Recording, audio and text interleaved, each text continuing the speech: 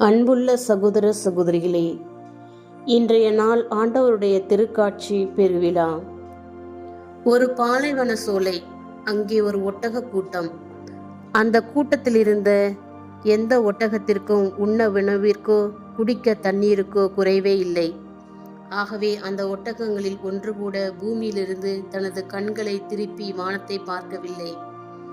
ஒரு நாள் ஒரு ஒட்டகம் அண்ணாந்து பார்த்துவிட்டது. அதன் கண்களை அதனால் நம்ப முடியவில்லை. ஒரு வால் நட்சத்திரம் வானத்திலே நகர்ந்து கொண்டிருந்தது. அதுவரை உணவிலும் தண்ணீரிலும் அதற்கு கிடைக்காத ஏதோ ஒரு இனம் புரியாத சுகம், மகிழ்ச்சி அதன் மனதிற்குள் புகுந்தது. தான் கண்டதை அந்த ஒட்டகம் மற்ற ஒட்டகங்களிடம் கூறியது. அவற்றில் சில அந்த ஒட்டகம் சொன்னதை கேட்கவே இல்லை. எல்லா வசதிகளும் இங்கு இருக்கும்போது ஏன் நட்சத்திரத்தை வந்து பார்க்க சொல்கிறாய்? அதனால் நமக்கு என்ன பயன் விளையப் போகிறது என்று சில கூறிவிட்டனர். ஆனால் நட்சத்திரத்தை கண்ட ஒட்டகம் நட்சத்திரத்தின் பின்னால் சென்றது. வழியில் எத்தனையோ சோதனைகளும் வேதனைகளும் ஆயினும் அது பயணத்தை தொடர்ந்தது. இறுதியாக அந்த நட்சத்திரம் இயேசு பிறந்த குடிலுக்கு மேல் போய் நின்றது. ஒட்டகம் அதுவரை காணாத காட்சியை கண்டதால் அடையாத மகிழ்ச்சி அடைந்தது. வந்தேன், பார்த்தேன், ரசித்தேன். எங்கும் தேன் தேன் தேன். இல்லை இல்லை, தேனை விட இனிமையான இயேசுவை கண்டேன். கண்டதில் நான் அனுபவித்த சுகத்தை இதுவரை நான் அனுபவித்ததே இல்லை என்றது. இந்த கதையிலிருந்து நாம் கற்றுக்கொள்ள வேண்டிய பாடம் என்ன? நாம் ஒரு சுகத்தை தியாகம் செய்யும் போதுதான் இன்னொரு சுகத்தை அனுபவிக்க முடியும். கதையிலே வந்த ஒட்டகம் தான் வாழ்ந்த சோலை வாழ்வை விட்டுவிட்டு புதியதொரு பயணத்தை தொடர்ந்ததினால் தான் புதிய அனுபவம் ஒன்றை அனுபவிக்க முடிந்தது.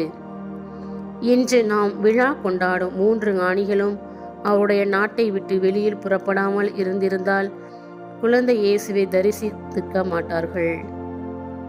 கொலம்பஸ் ஐரோப்பா கண்டத்தை விட்டு புறப்படாமல் இருந்திருந்தால் அமெரிக்காவை கண்டுபிடித்திருக்க மாட்டார். திருமணம் நடக்கிறதே, அப்போது பெண் தாய் வீட்டை விட்டு கணவன் வீட்டிற்கு செல்கிறாள். தனக்கு பிரியமானவர்களான அந்த நாள் வரை அவள் கருதிய அவருடைய அப்பா, அம்மா, அக்காள், அண்ணன், தங்கை, தம்பி, உற்றார் உறவினர் எல்லாரையும் விட்டு கணவன் வீட்டுக்கு புறப்படுகிறாள். ஏன்? இயற்கையை பாருங்கள். மாமரத்தை எடுத்துக்கொள்வோம். அது பூக்களை சிந்தும் போதுதான் அங்கே பிஞ்சுகள் பிறக்கின்றன. ஆம், பிரிவில் இருந்துதான் மற்றொரு வரவு வருகிறது. இதனால்தான் உறவு என்று ஒன்று இருந்தால் அங்கு பிரிவு என்று ஒன்று இருக்கும் என பெரியோர்கள் சொல்லி வைத்திருக்கிறார்கள். நமது ஆன்மீக வாழ்வை பொறுத்தவரையில் நாம் இயேசுவை காண விரும்பினால் சில பிரிவுகளை மேற்கொள்ள வேண்டும். எப்படி 3 ஞானிகள் தாங்கள் இருக்கும் இடத்தை விட்டுவிட்டு இயேசு இருக்கும் இடத்தை நோக்கி பயணம் செய்தார்களோ, அதுபோல நாம் வாழும் இடங்களை விட்டுவிட்டு இயேசு வாழ்கின்ற இடத்தை நோக்கி பயணம் செல்ல வேண்டும். அன்று மாட்டுத் தொழுவத்தில் பிரசன்னமாயிருந்த இயேசு இன்று எங்கே பிரசன்னமாயிருக்கிறார்? அவரே சொல்லியிருக்கிறார், எங்கே 2-3 பேர் சமாதான உள்ளத்தோடு கூடியிருக்கிறார்களோ அவர்கள் நடுவே நான் இருக்கிறேன். ஆகவே சமாதானத்தை தேடி நாம் செல்ல வேண்டும். சின்னஞ்சிறிய ஒருவருக்கு நீங்கள் இதை செய்த போதெல்லாம் அதை எனக்கே செய்தீர்கள். ஆகவே பாதுகாப்பு தேவைப்படும் அனைவரையும் தேடிச் செல்ல வேண்டும். ஆலயத்தில் இறைவன் நற்கருணை உருவிலே பிரசன்னமாயிருக்கிறார். அவரை தரிசிக்க நாம் நமது வீட்டை விட்டு பிரிய வேண்டும். ஆம், நாம் பிரிவதற்கு தயாராக இருந்தால், இருக்கும் இடத்தை விட்டு இன்னொரு இடத்திற்கு பயணம் செய்ய தயாராக இருந்தால், நாம் நமது வாழ்க்கையில் பொருளாதார வாழ்க்கையாக இருந்தாலும் சரி, அருளாதார வாழ்க்கையாக இருந்தாலும் சரி, முன்னேறுவது உறுதி.